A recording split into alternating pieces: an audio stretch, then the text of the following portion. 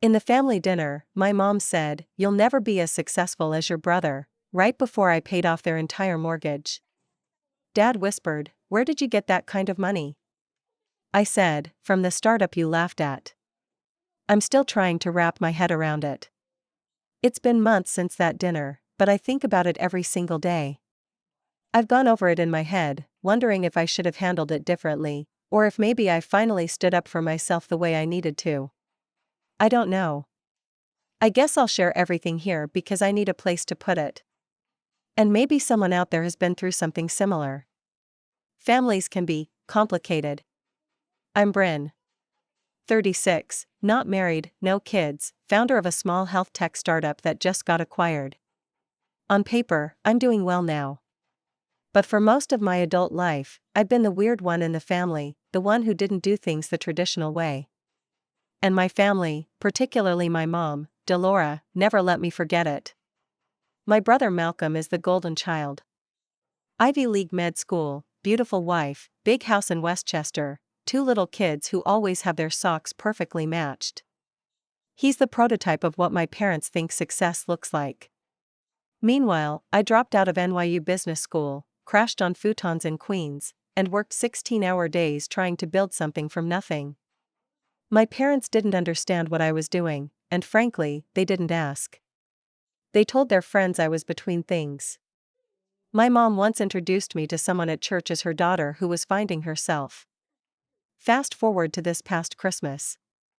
I hadn't been home in years. The pandemic, work, a healthy dose of avoidance, all good reasons, but the truth is, I didn't feel welcome. My success didn't look like Malcolm's, so in their eyes, I was still figuring things out, even after our company landed its second round of funding. Still, I came back. The house looked exactly the same. White colonial, 2 stories, trimmed shrubs, and a faint scent of wood polish and roast vegetables. It was like walking into a time capsule of my own childhood, only heavier. Tighter. Malcolm was already there with his family when I arrived. His wife hugged me politely. The kids barely remembered who I was. My mom told me she'd set me up in the guest room since you're not bringing anyone again, and my dad nodded in that distant way he always has, like he's half thinking about something else. Dinner was what you'd expect: small talk, toasts, updates on Malcolm's latest lecture, how well the kids were doing, and how proud they were of his work-life balance. My mom asked me if I was still working on that internet thing, and I smiled, keeping it light. I had come prepared. Not to prove anything, necessarily, but I had recently paid off something important. And I brought the paperwork with me, not because I wanted to rub it in, but because I genuinely wanted to give them something. A gift. I'd paid off the rest of their mortgage. Nearly $230,000. I was going to wait until after dessert. But then, as she was passing the green beans across the table, my mom looked at me, her tone casual, as if she were commenting on the weather, and said, "You know, Bryn, I just don't think you'll ever be as successful as Malcolm. You're creative, yes, but you lack his focus." It was like time froze. I actually felt my chest tighten. There I was, in the house I helped save from foreclosure without them even knowing, and she still saw me as the one who didn't measure up. I didn't say anything right away. I just reached into my bag, pulled out the envelope, and slid it across the table to her. Everyone was watching, forks halfway to mouths. "What's this?" she asked. "Open it." She unfolded the letter. My dad leaned in to read over her shoulder. I could see the change in their expressions almost immediately. Confusion turned to disbelief. Then my dad asked, quietly, "Where did you get that kind of money?" I didn't raise my voice. I didn't make a scene. I just said, "From the startup you laughed at." Nobody spoke for a full minute. The silence wasn't dramatic, it was stunned, awkward, as if someone had said something wildly inappropriate and no one knew how to follow it. I wasn't expecting applause. I wasn't even expecting gratitude. But I thought maybe, just maybe, it would change something. That maybe this would be the moment I'd finally be seen not as the failure but as a full person. Someone who had worth outside of traditional checkboxes. Instead, my mom put the letter down, carefully, and said, "We didn't ask for this." That sentence hit harder than anything she'd said before. Of course, they hadn't asked. They never asked. Not about my company, my team, the nights I stayed up crying from stress, the days I went without insurance so we could pay our lead engineer. They never asked how I was really doing, or if I was okay. And now that I had done something they couldn't ignore, their response was, "We didn't ask for this." I didn't blow up.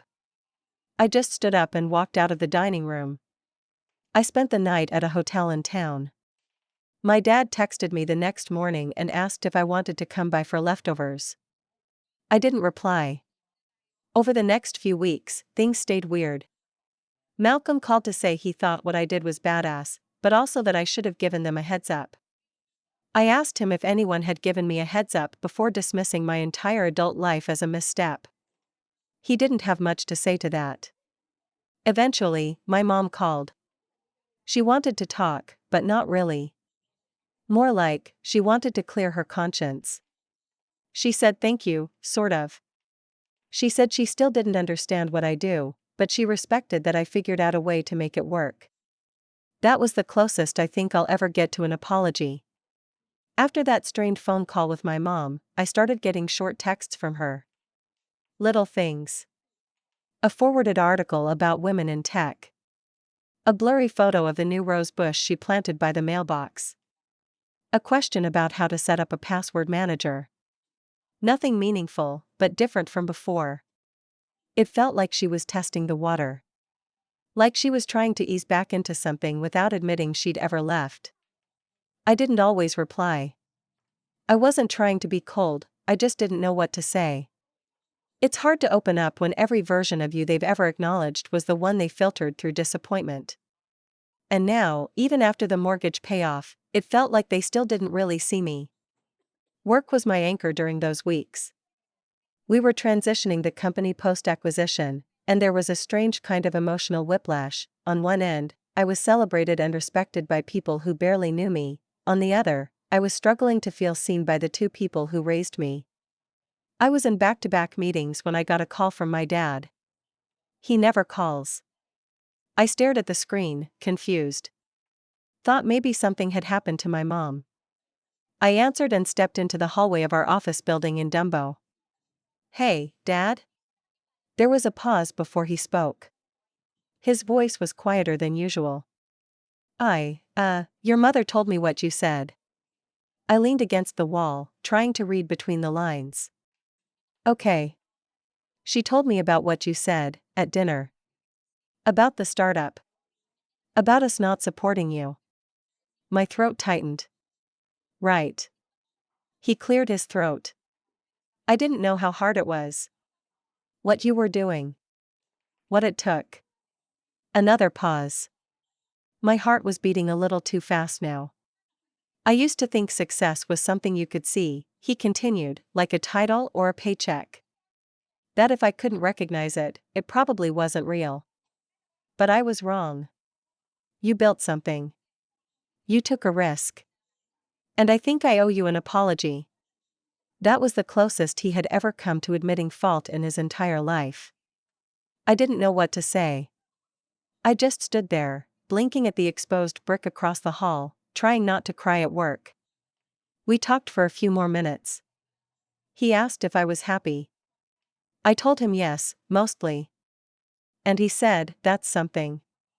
After we hung up, I just stood there for a while. I felt hollow, but also lighter. Like the thing I'd been trying to prove for years was finally, maybe, beginning to land. Not fully, but a start. A week later, I got an email from a local publication in Greenport. My mom had sent them a tip about a former hometown girl making waves in healthcare innovation. The article they ran was short and a little clumsy, but there it was, a photo of me and my co-founders, a paragraph about our app, and the words Greenport native Bryn Walters. It was the first time I'd seen my name and the word native in the same sentence in years. Like maybe they were beginning to acknowledge that I hadn't left, I'd just taken a different route. A few weekends after that, I visited home again. I wasn't sure what to expect. The last time I'd walked into that house, I left halfway through the meal. This time, when I walked through the door, my dad was in the kitchen pouring iced tea, and my mom looked up from her tablet with a cautious smile. "You hungry?" she asked. "I could eat," I said. We had sandwiches. No fanfare, no announcements. The envelope from Christmas was sitting on the corner of the hutch, tucked between a candle and a bowl of peppermints. I noticed it, but didn't mention it. At one point, my mom asked if I could help her understand how to use FaceTime better. "Your father and I want to check in more," she said, almost like she was embarrassed. That visit lasted 3 hours. No fights, no comments about Malcolm, no talk of who was more successful. Just grilled cheese, photos of the kids on their fridge, and my dad telling a story about the time their HVAC broke down in '98 and we had to sleep in the living room under a pile of quilts. I didn't know what to do with the normalcy. I didn't trust it. But I didn't reject it, either. After that, things stayed low-key. I wouldn't call us close now, but something has shifted. The language they use around me has changed. My mom even told her book club that I run a company that got bought out. It's not exactly accurate, but I let it slide. In one of our more recent conversations, she told me that one of her friends had a daughter who wanted to go into tech, and she had given her my name. Asked if I'd be willing to talk to her. And I was. It felt like the first time my mom looked at me not as a disappointment or a daughter she couldn't understand, but as someone who had something to offer. Someone she could point to and say, "Look at what she's done." The conversation with that girl my mom referred, a 22-year-old named Aliyah, ended up being a lot more emotional for me than I expected. She called me a week later, nervous and polite. Said her mom had told her I built a health app and sold it, and she wanted to know if tech was something someone without connections could actually get into. I laughed a little too loudly at that, mostly because I was reminded of all the late nights I ate oatmeal for dinner and wrote pitch decks in my pajamas, pretending to have it all together. We talked for nearly an hour.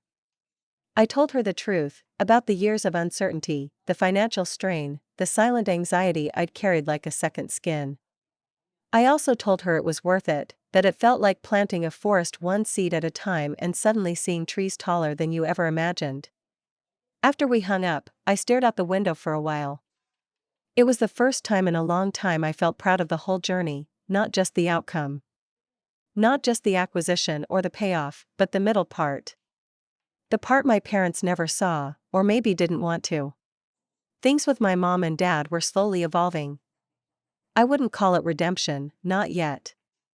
But something about that conversation with Aliyah made me realize I'd stopped waiting for validation from them. I still visited home once in a while. Malcolm and his family weren't always around during my visits, either by coincidence or maybe by design. I think it was easier for my parents to focus on me when they weren't subconsciously comparing the two of us. On one of those visits, I noticed something different about the house. My dad had framed a photo of me and my co-founders, the same one from the Greenport article, and set it in the hallway, just beneath the thermostat. That hallway used to be reserved for family milestones, wedding photos, baby announcements, Malcolm's med-school graduation. But now, there I was. Not tucked away on a shelf. Not in the back of a drawer. Framed. Public. Acknowledged. Delora didn't say anything about it when I pointed it out. Just kind of gave me a half smile and asked if I wanted more coffee. Little by little, we were learning how to be around each other without flinching. She'd still slip up sometimes, call my job your little company, or accidentally refer to Malcolm as the successful one before catching herself, but now she noticed. And that mattered.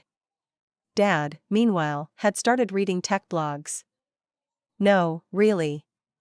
He emailed me an article once about wearable health devices and wrote in the subject line, "Would this align with your platform's future roadmap?"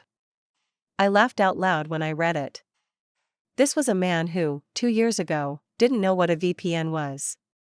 But he was trying. And honestly, that meant more to me than the words "I'm proud of you," because it showed up in action. In effort. In curiosity. One Saturday, during an impromptu visit, my mom and I were walking in the backyard, pruning dead branches off the rose bushes. She was wearing one of my old hoodies, something I hadn't seen since college. She stopped mid-snip and said, "You know, your dad and I, well, we never really understood the world you went into. It scared us. We thought you'd get hurt, or stuck, or disappear." I didn't answer right away. I let her keep talking, because I could see how hard it was for her to say any of it. I think I clung to Malcolm's path because it was easy to explain. It made sense to our friends. It made sense to me. But that doesn't mean it was the only way to be successful. I see that now. I didn't want to cry. I was wearing gardening gloves and had thorns stuck to my sleeve. But hearing that from her, not in a heated moment, not as an apology or in defense, but as a quiet reflection, felt like someone had opened a window in a room that had been sealed shut for decades. So I just said, "Thanks for telling me that." We didn't hug. That's not really our style. But she handed me the pruning shears and said, "This bush hasn't bloomed in years. Think you can fix it?" That was the closest she came to telling me she trusted me. And I took it. Since then, the relationship has been in a state of gentle repair. I still keep my expectations low, not in a cynical way, but to protect my own peace. They're never going to be the parents I once hoped for in my 20s. But in my 30s, I've learned that sometimes the most radical thing a person can do is change, even just a little. Even if it's clumsy. Even if it's overdue. They still bring up Malcolm a lot. But now, when they mention something he's done, it's followed with something I've done, too. It used to feel like I was being compared. Now it feels like I'm being considered. There's a difference. I've noticed it in how my mom asks about my travel now. She doesn't ask if I'm going away again, but where I'm going. She asks what it's like to manage a team. She asks if I've been eating okay. I know it sounds small, but for years she didn't ask anything at all. Even holidays have started to feel different. Still formal, but less suffocating.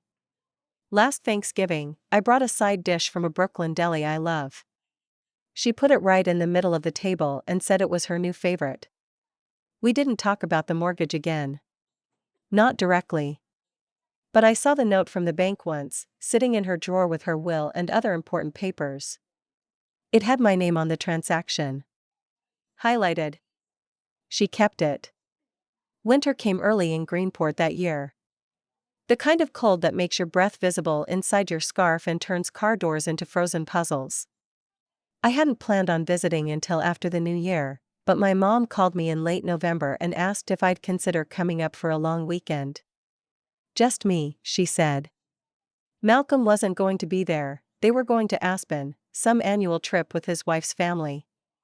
At first, I hesitated. Part of me wondered if she was lonely or if she just wanted to prove something. But there was something in her voice, softer than usual, maybe a little uncertain, that felt unfamiliar. Like she was asking, not summoning. So I said yes. When I arrived, the house smelled like cinnamon and pine cleaner.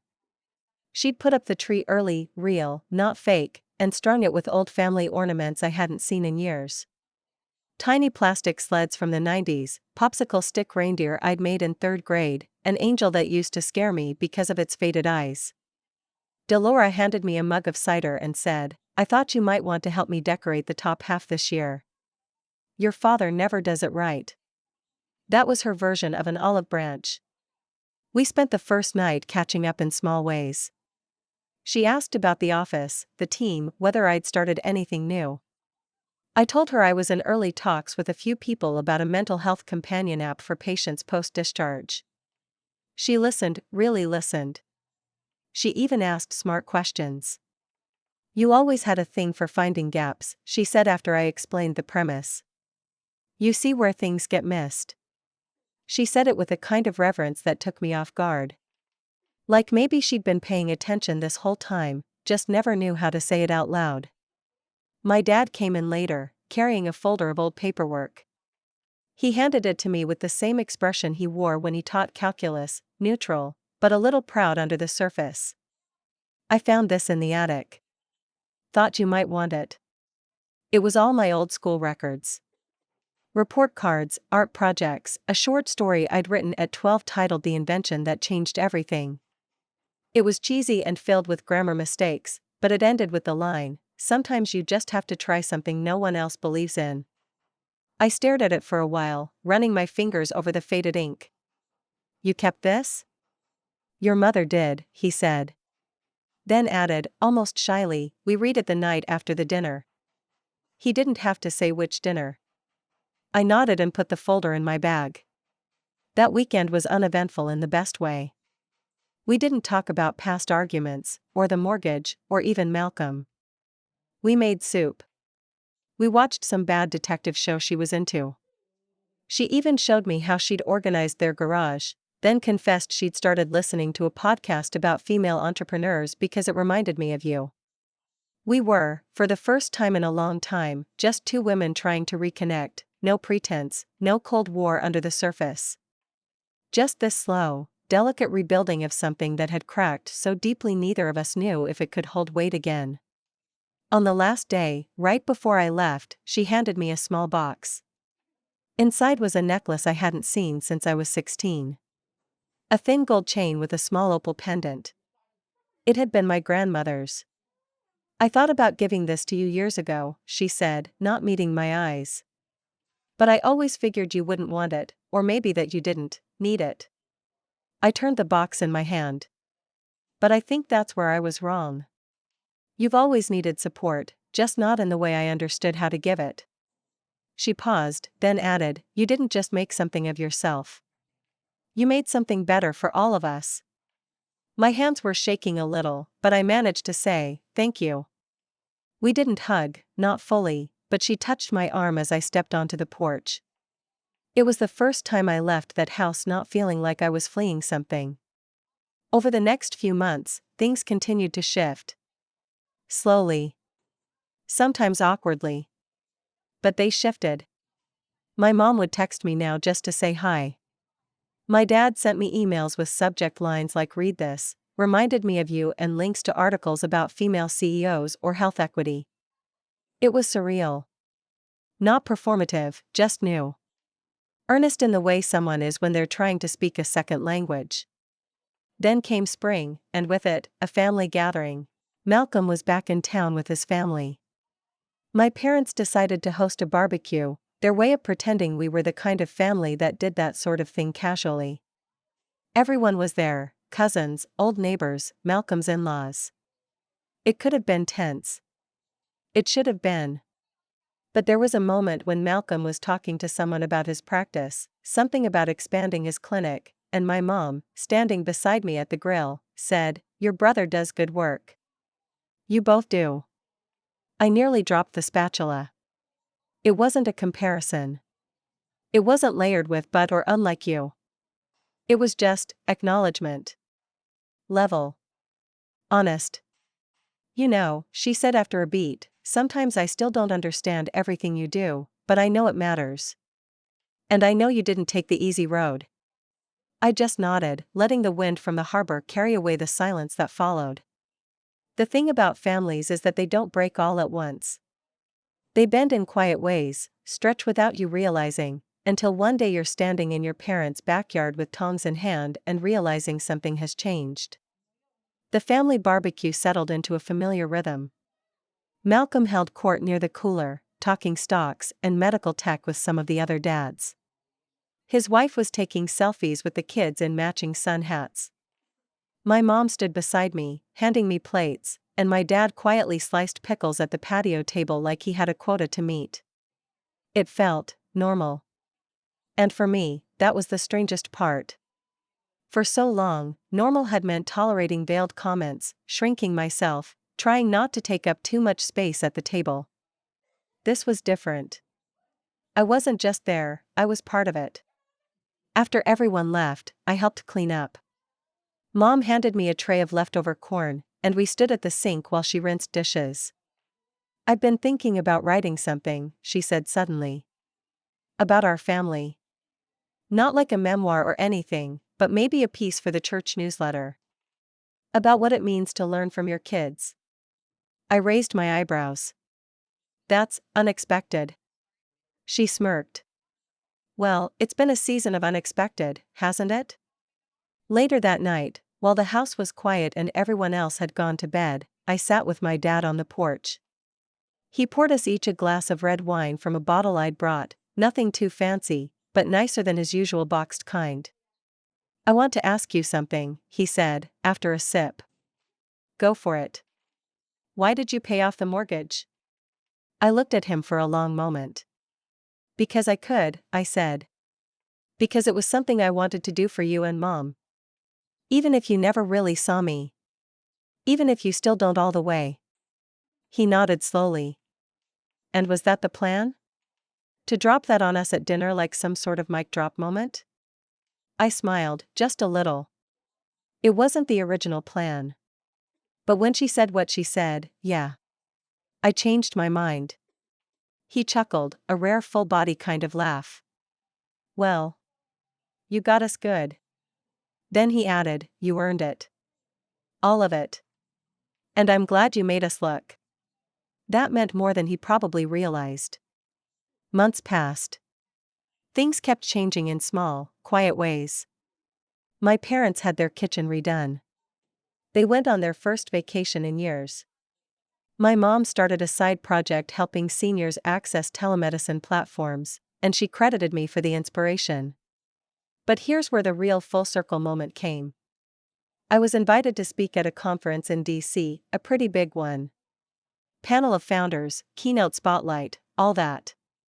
I was hesitant at first, but my head of communications convinced me. It's time you owned your story, she said. So I went. The panel was packed.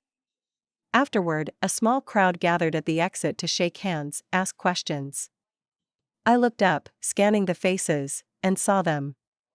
My mom and dad. Standing near the back. Wearing matching lanyards. Smiling.